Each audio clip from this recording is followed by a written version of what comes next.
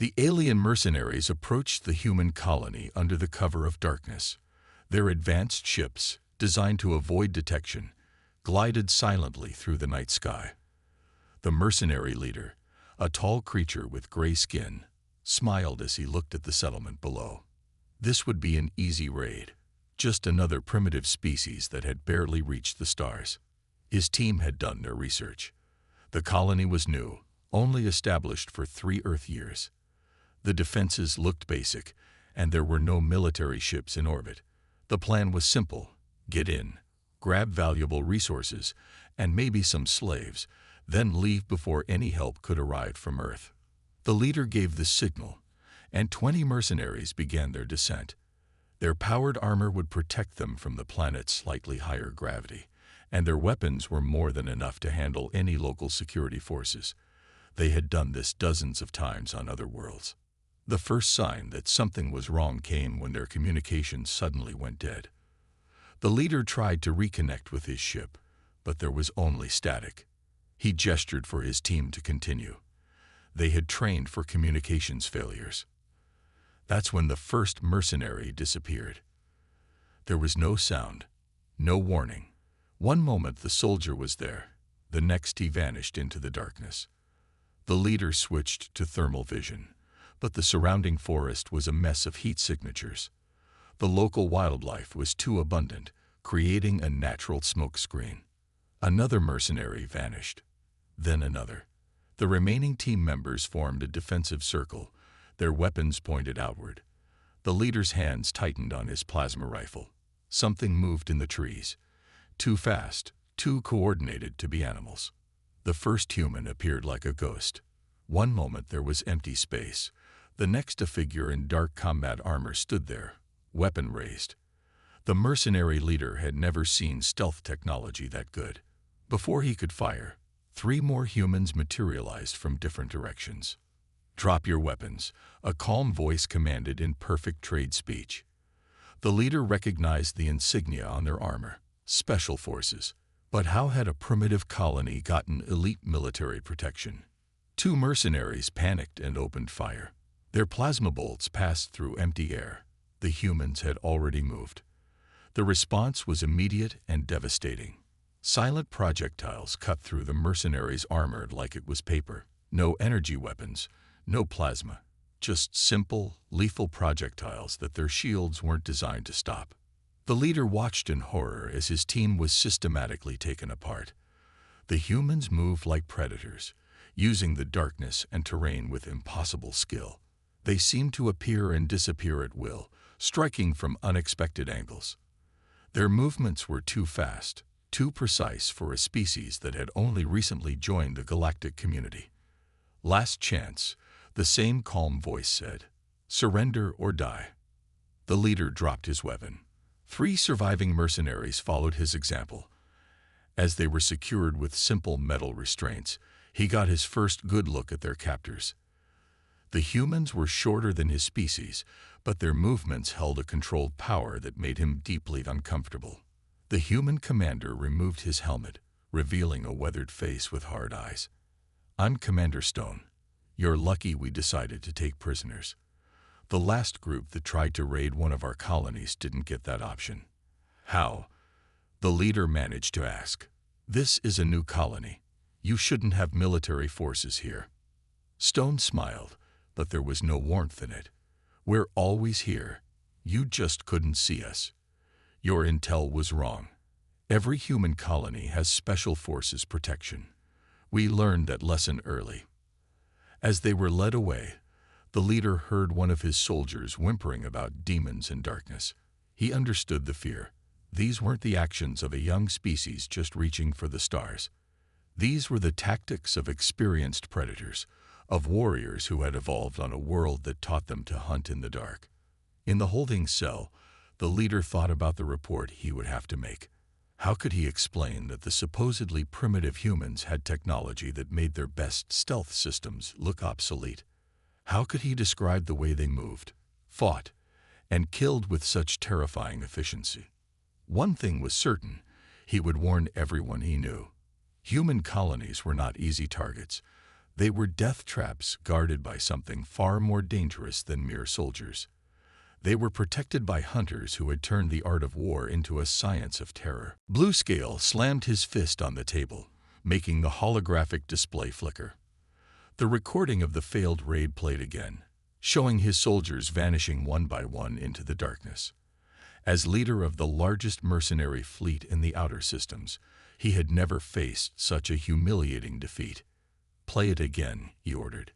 His second in command, a tall female with silver markings, sighed but complied. They had watched the footage 50 times already. The surviving raiders had brought back more than just stories. Their armor's recording systems had captured everything. Bluescale watched intently as the human special forces emerged from seemingly nowhere. Their movement patterns made no sense.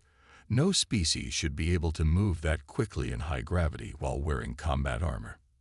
"Sir, I found something interesting in the Galactic database," his intelligence officer said, stepping forward. "Humans are classified as Deathworlders." Bluescale turned sharply. "Explain." "They evolved on a planet with high gravity, extreme temperature variations, and constant predator threats. Their world has everything from microscopic killers to massive apex predators. Most species would die within days on their homeworld." The implications made Bluescale's scales ripple with unease. His people came from a gentle world with stable weather and few natural threats. Most spacefaring species did. But humans, they were something else entirely. "Show me their military history," he demanded. The display changed to show conflicts spanning centuries. The humans had spent most of their history fighting each other, developing weapons and tactics with frightening speed. Even their early wars showed a level of strategic thinking that worried Bluescale. "Their special forces undergo training that would kill most species," the intelligence officer continued. "They deliberately practice in the worst conditions possible. Extreme cold, intense heat, crushing depths, thin air. They adapt to everything." Bluescale studied the training footage. Humans running for days without rest, swimming in freezing waters, surviving in deserts with minimal supplies, fighting in conditions that should have been impossible. It wasn't just their technology that made them dangerous. It was their bodies, their minds, their entire evolutionary history. "We need to understand them better," Bluescale decided. "Gather every piece of information about human military capabilities. I want to know their weaknesses." His crew spent weeks collecting data. They intercepted communications, bought information from traders, and studied every reported encounter with human forces. The picture that emerged was disturbing. Humans didn't just fight, they hunted. Their special forces used tactics that reminded Bluescale of pack predators. "Sir, the other captains are asking about our next move," his second-in-command reported. "The failed raid has made us look weak. We're losing contracts." Bluescale nodded slowly. His reputation was at stake. In the mercenary world, respect came from success, and he had just failed spectacularly. But he wasn't going to make the same mistake twice. "Tell them to gather their fleets," he ordered. "We're going to hit the humans again, but this time we'll do it right. No small raids. No quick grabs. We'll gather enough force to overwhelm even their special forces." "Sir, are you sure?" "The humans are dangerous, yes, but they're not invincible. They're still new to space travel. They can't protect everything at once. We'll study them, learn their patterns, and strike where they're weakest." The plan took shape over the following days. Bluescale called in favors, made promises, and spent heavily from his war chest. Other mercenary groups joined his cause, eager to prove that humans weren't as dangerous as the stories claimed. But at night, when he watched the raid footage one more time, Bluescale felt a chill run down his spine. The calm efficiency of the human special forces haunted him. They had moved like creatures born to hunt, to kill, to survive. His people had spent generations becoming civilized, moving away from their primitive past. But humans had taken their primitive past and turned it into a weapon. "We'll show them what real power looks like," he told his officers. But in the back of his mind, a small voice warned him that he was about to make a terrible mistake. The humans weren't just another target. They were something his kind had never faced before, predators who had mastered the stars. The space station's darkness meant nothing to Staff Sergeant Mark Rivers. He moved silently through the maintenance shaft, his enhanced vision showing him everything in perfect detail. Behind him, 3 other Special Forces operators followed with the same ghost-like silence. Commander Stone led from the front, his movements precise and controlled. The mercenary station was supposed to be impossible to infiltrate. Its security systems were state-of-the-art, its guards were veteran soldiers, and its shields were always active. But the mercenaries had made one crucial mistake. They fought like aliens, not predators. Rivers checked his wrist display. The station's massive power core was generating enough heat to hide their thermal signatures. The electromagnetic interference from poorly shielded cables masked their equipment. The mercenaries had built their fortress with technology, but they had forgotten about the basics of hunting. Guard patrol ahead, Rivers whispered through the secure comlink. 2 aliens walked past their position, never looking up. No one ever looked up. It was a prey species thing, Stone had explained during training. Most spacefaring races evolved from herd animals that watched the ground for danger.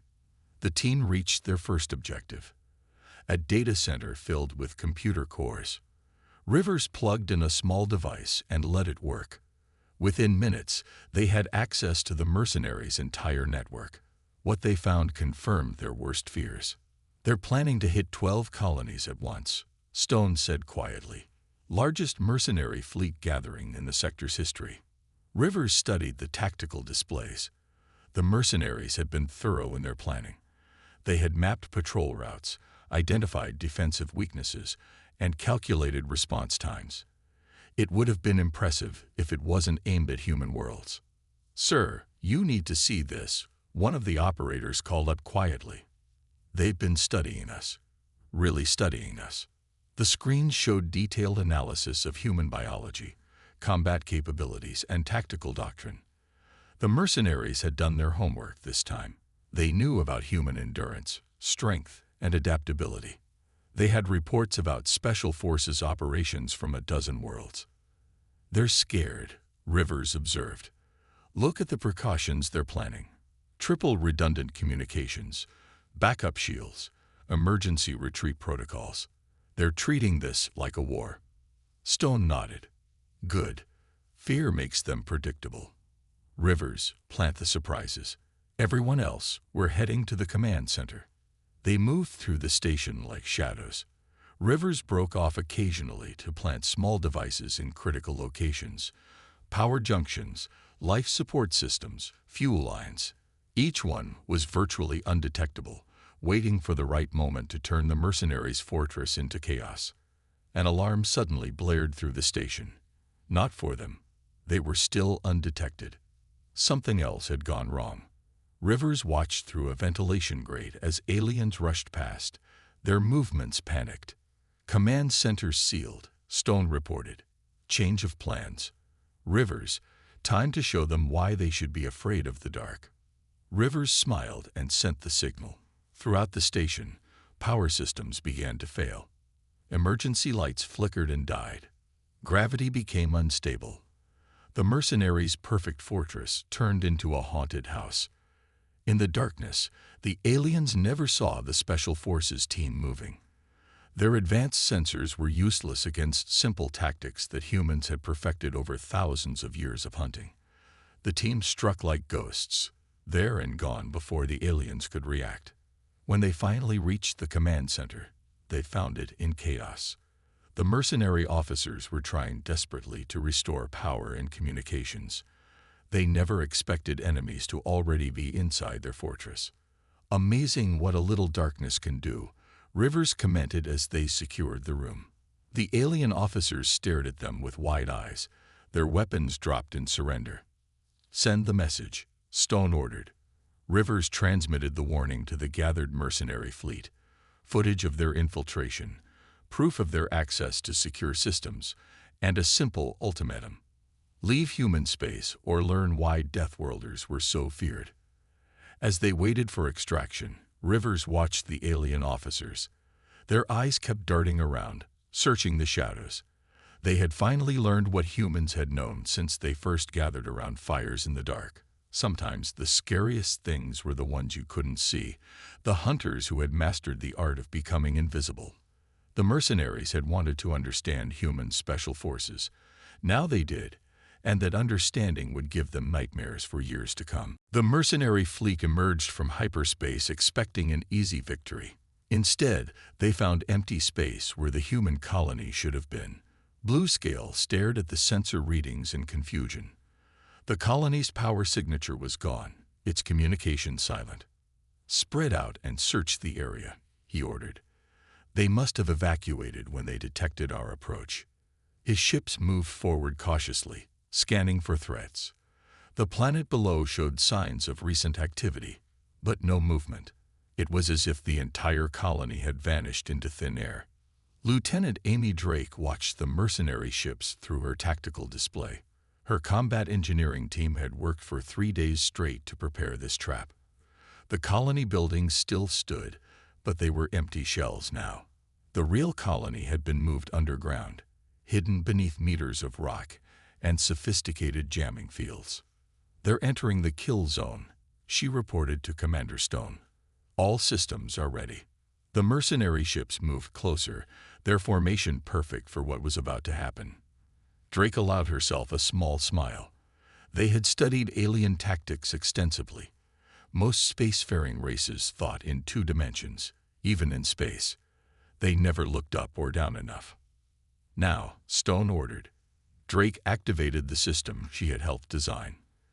Dozens of hidden platforms powered up, creating a 3-dimensional web of gravitational distortions.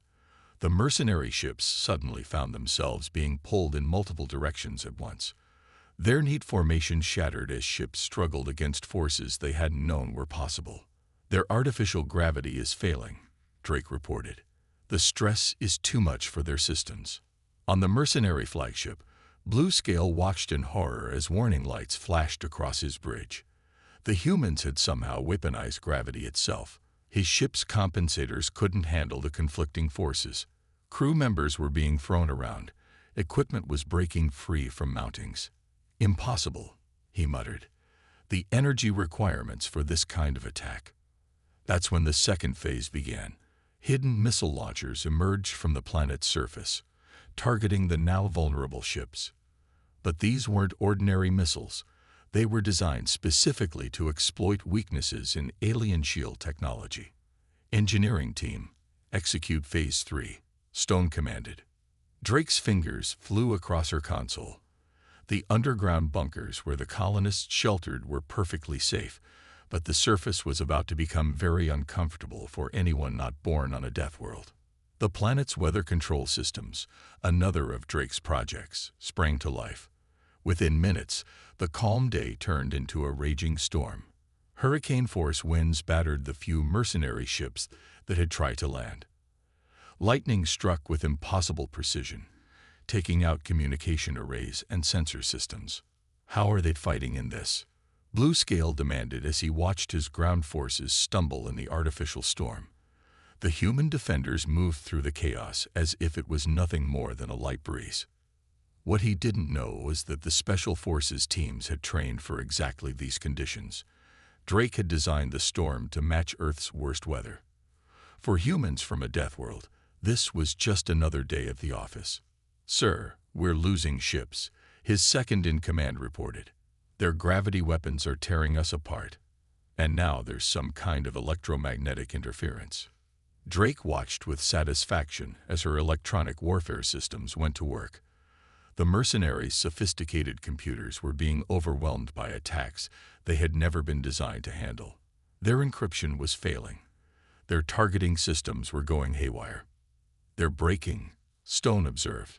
"Time to show them what happens when you corner a Deathworlder." The human counterattack was devastating. Special Forces teams, perfectly adapted to the artificial storm, struck at the scattered mercenary ground forces. Ships trying to escape the gravity trap found themselves herded into killing zones by precisely calculated gravitational fields. Bluescale watched his mighty fleet falling apart. He had brought overwhelming force, the latest technology, and veteran troops. The humans had turned the very laws of physics against him. Their combat engineers had created weapons that shouldn't have been possible. Their soldiers fought in conditions that should have been lethal. As his flagship's systems continued to fail, Bluescale finally understood. The humans hadn't just prepared defenses, they had turned the entire battlefield into a death world. They had recreated the very conditions that had forged their species, conditions that his people could barely survive. The trap wasn't just about destroying his fleet.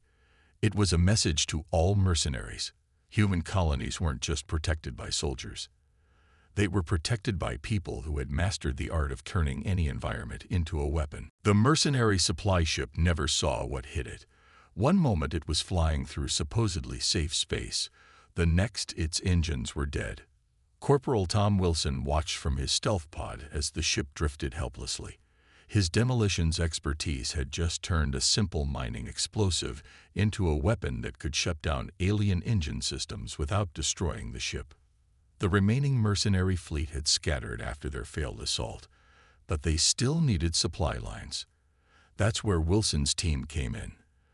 They weren't trying to destroy the mercenary ships anymore. They were trying to break their spirit. Target secured, Wilson reported. Ready for Phase 2. Commander Stone's voice came through the comm. Proceed. Make it memorable. Wilson's team attached themselves to the supply ship's hull. The aliens inside had no idea that humans could survive in space with just their combat suits. They believed that any boarding action required large ships and docking procedures. That's why they never saw the Special Forces team cutting through their hull in a seemingly impossible location.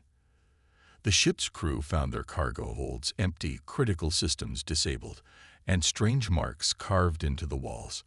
Most disturbing were the notes left behind, written in perfect trade speech. We could have killed you. Remember that. Across 3 sectors of space, similar scenes played out.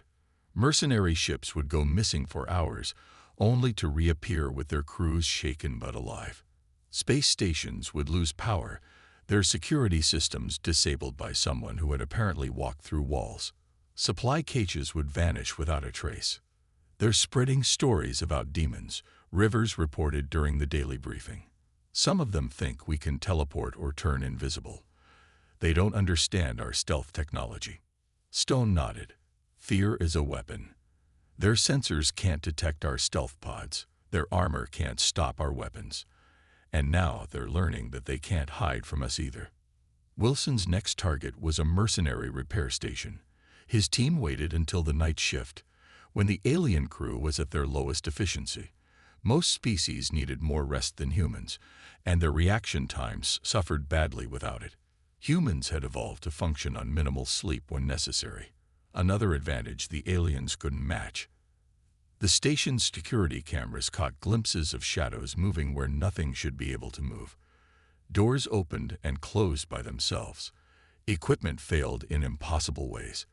By the time Wilson's team left, the station's crew was jumping at every sound. "Sir, look at this." Wilson called up an intercepted transmission. The mercenaries were offering double pay for ships willing to run their supply lines. No one was taking the job. Bluescale received the reports with growing dread. His fleet was falling apart without firing a shot. Ships were refusing to fly alone. Crews were demanding escorts for simple cargo runs. The humans weren't just attacking their supplies, they were attacking their confidence. How long can they keep this up? His officers asked. They must rest sometime. But the attacks didn't stop.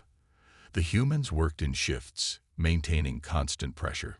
When one team rested, another took their place. They could operate effectively with just a few hours of sleep, while the mercenary crews grew more exhausted and paranoid with each passing day. Wilson's team hit 3 more ships that week. They never killed anyone. That wasn't the point. Instead, they left evidence of how easily they could have killed everyone. Disabled weapons found in crew quarters. Critical system controls locked out.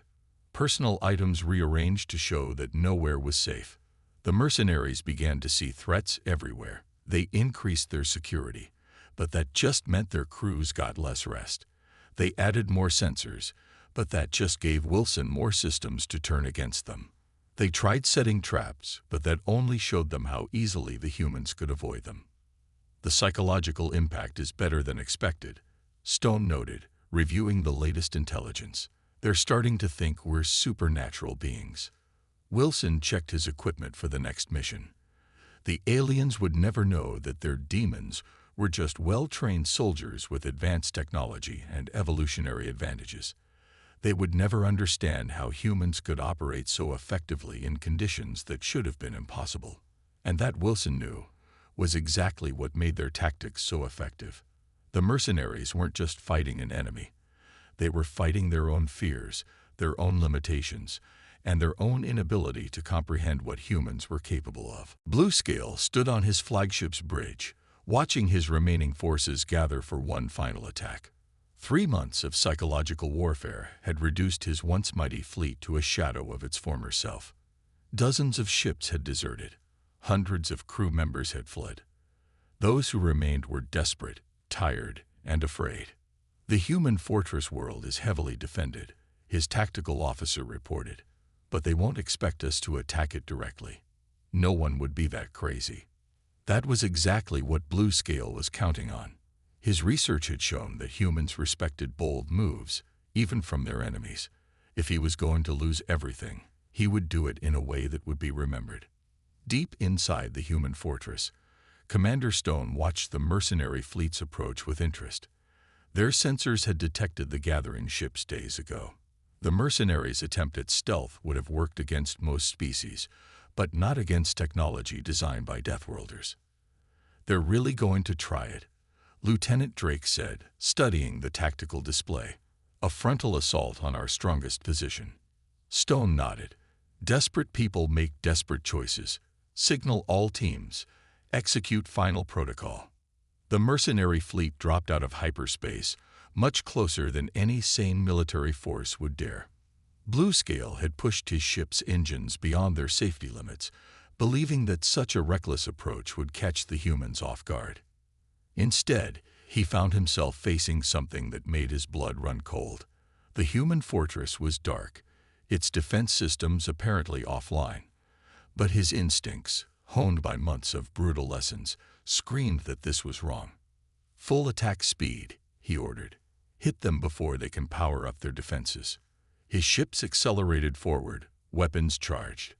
That's when the trap was sprung. The seemingly dead fortress erupted with activity. But the humans weren't following any defensive doctrine that Bluescale had studied. The fortress's outer sections began to move, entire sections of the station breaking apart in a controlled manner. The mercenaries' targeting computers couldn't keep up with the changing geometry of their target. What had seemed like a single fortress was transforming into a deadly maze of moving barriers and weapons platforms. Impossible, Bluescale whispered. The power requirements, the structural stress. Sir, we're detecting human ships, his sensor officer called out. They're launching from inside the station walls. Special forces vessels, smaller and more agile than anything in the mercenary fleet, poured out of hidden bays. They moved through the shifting sections of the fortress like they had rehearsed this 1,000 times. Several mercenary ships were destroyed before they could even turn to face the new threat. Stone watched from the command center as his forces executed the battle plan perfectly.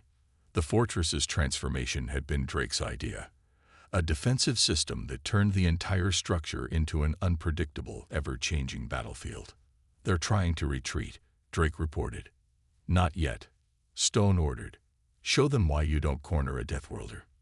The fortress's movements became more aggressive. Sections that Bluescale had assumed were simple barriers revealed themselves as massive weapon platforms. The human ships herded the mercenary fleet into killing zones created by the station's constant reconfiguration. Bluescale watched his ships dying and finally understood. The humans hadn't just built a fortress, they had created a living weapon that adapted to its enemies. Even now, The station's movements were learning from the mercenaries' attempts to escape, becoming more efficient at trapping and destroying them. All ships, surrender or be destroyed. Stone's voice came through on all channels. You have 10 seconds to power down your weapons. Looking at his tactical display, Bluescale saw the truth. His ships were surrounded. The fortress had boxed them in with its transformed sections. The human vessels had them targeted from every angle. Even their retreat path was cut off. Power down all weapons, he ordered, his voice heavy with defeat. The humans have won. As his crew complied, Bluescale reflected on all his mistakes. He had studied humans as a military force, but he had failed to understand what made them truly dangerous. They didn't just fight wars. They transformed their entire environment into a weapon. They didn't just build defenses. They created systems that could evolve during battle. The Deathworlders had shown him the future of warfare, and it was more terrifying than anything he could have imagined. The news spread through the galaxy like wildfire. The largest mercenary fleet in the outer systems had been completely defeated by human special forces. But it wasn't just the defeat that caught everyone's attention. It was the survivors' stories. In a dingy space station bar, far from human space, a group of alien merchants listened to a former mercenary crew member tell his tale. His hands shook as he described how the humans had haunted their ships for months, appearing and disappearing like ghosts. They don't sleep, he insisted, his voice trembling. They just keep coming. Day after night, night after day. And when they finally trap you, they show you exactly how many times they could have killed you before. Commander Stone stood at the window of his office in the fortress, reading reports from across the sector. The Mercenary Alliance had shattered after Bluescale's surrender. Some groups had fled to the far reaches of known space. Others had quickly signed agreements promising never to operate near human colonies again. Sir, Lieutenant Drake entered with a new datapad. The Galactic Council wants to interview our Special Forces teams. They're updating their classification of Earth. Stone smiled slightly. What's the new classification? They're creating a whole new category. We're being listed as an apex predator species. Apparently, we're the first civilization they've encountered that actively evolved from pursuit predators. The revelation had shocked the galactic community. Most spacefaring races had evolved from herd animals or peaceful gatherers. Humans were different. They came from ancestors who had hunted their prey to exhaustion, who had developed the stamina and determination to chase targets for days. In his cell, Bluescale wrote his final report for the Mercenary Archives. He described everything: the tactical brilliance of the human defenders, the psychological warfare that broke his fleet's morale, and the terrifying adaptability of the Deathworlders' technology. The humans don't just use their environment, he wrote. They reshape it to their will. They don't just overcome obstacles.